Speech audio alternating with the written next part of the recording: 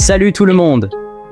Aujourd'hui, on s'attaque à un sujet qui, on va pas se mentir, nous intéresse tous, durer plus longtemps au lit.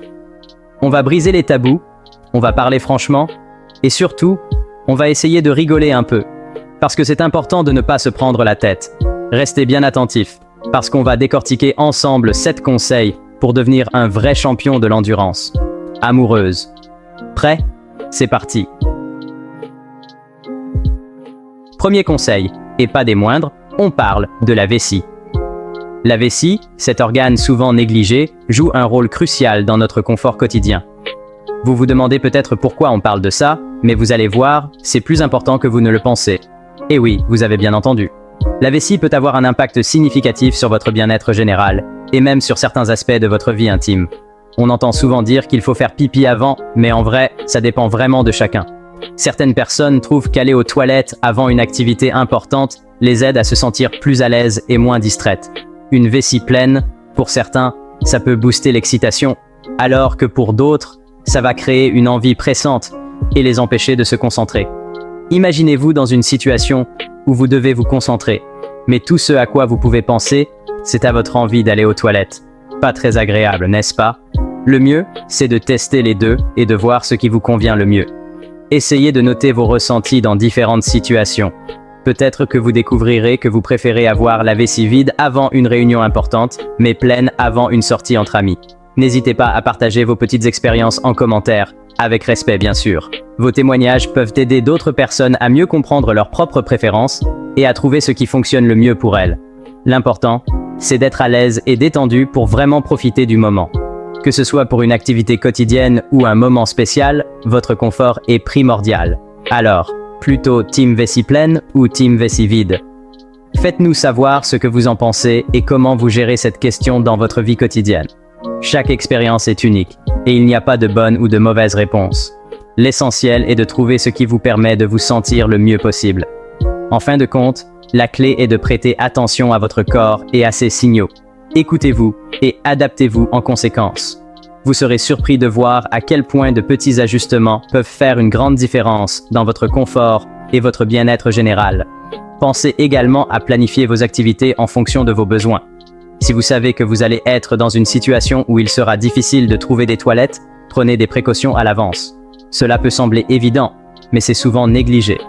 En résumé, que vous soyez team vessie pleine ou team vessie vide, l'important est de trouver ce qui vous convient le mieux et de vous y tenir. Votre confort et votre bien-être en dépendent. Alors, écoutez votre corps, faites des essais et trouvez votre propre équilibre. Merci d'avoir regardé cette vidéo. N'oubliez pas de liker, commenter et vous abonner pour plus de conseils sur le bien-être au quotidien. À bientôt pour de nouvelles astuces et discussions. Deuxième conseil, et celui-là, il est capital, allez-y mollo lors de la première pénétration. C'est une étape cruciale pour établir une connexion profonde et intime avec votre partenaire. La première pénétration peut souvent être un moment de grande anticipation et de nervosité, mais il est essentiel de se rappeler que la patience et la douceur sont vos meilleurs alliés.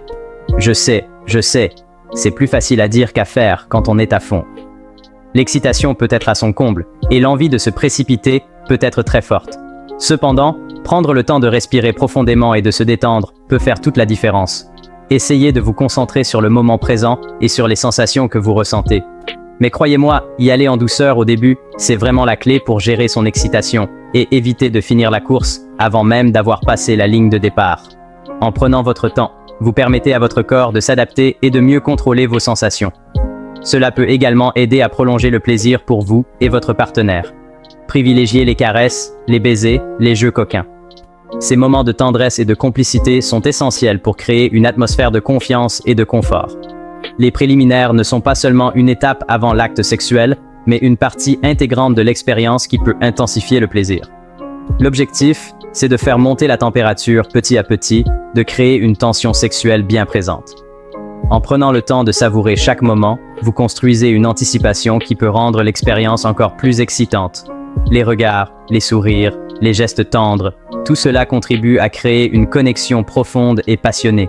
Plus vous prendrez votre temps, plus le plaisir sera fort et long.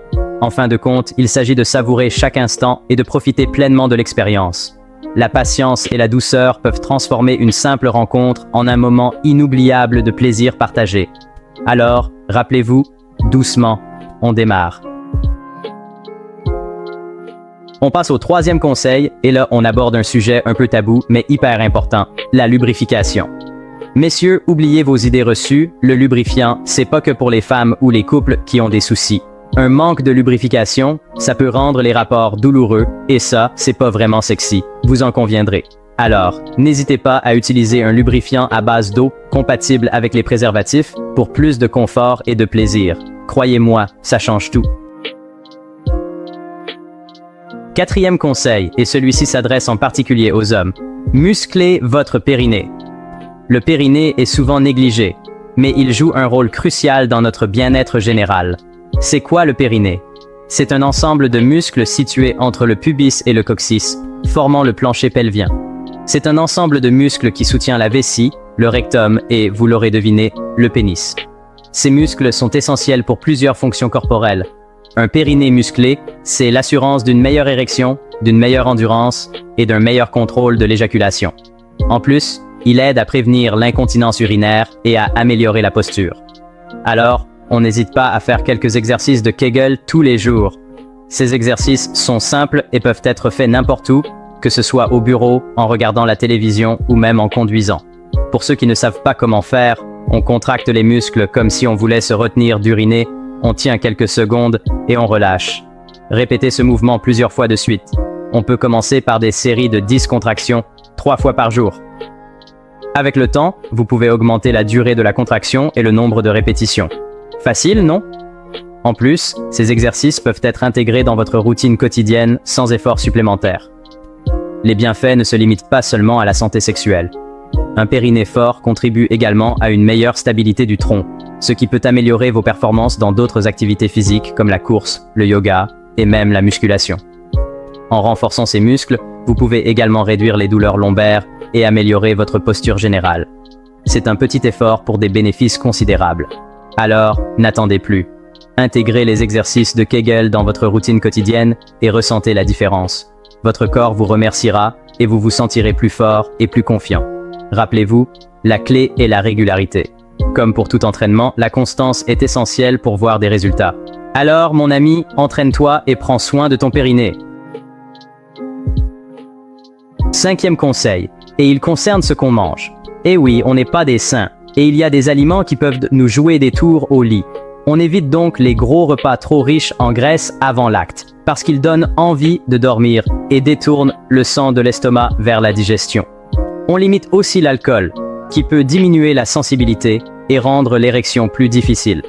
Privilégiez plutôt les aliments riches en zinc, en magnésium et en vitamine E, connus pour booster la libido. Sixième conseil, et il est primordial pour votre bien-être en général, faites du sport. Je ne vous dis pas de devenir des athlètes de haut niveau, mais une activité physique régulière. Ça améliore l'endurance, la circulation sanguine et ça booste la confiance en soi.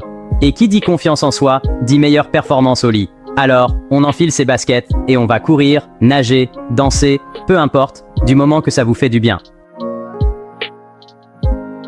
On arrive au septième et dernier conseil, mais pas des moindres. Adoptez une bonne hygiène de vie. Dormez suffisamment, parce que le manque de sommeil peut entraîner une baisse de libido et des problèmes d'érection. Gérez votre stress, parce que le stress, c'est l'ennemi du désir. Privilégiez une alimentation saine et équilibrée, riche en fruits, légumes et céréales complètes. Et enfin, hydratez-vous. Voilà, vous avez maintenant toutes les clés en main pour durer plus longtemps au lit et faire monter la température. N'oubliez pas que le plus important, c'est de communiquer avec votre partenaire, de trouver ce qui vous fait plaisir à tous les deux. N'hésitez pas à partager vos propres conseils et astuces dans les commentaires et à liker la vidéo si elle vous a plu. On se retrouve très vite pour de nouvelles aventures.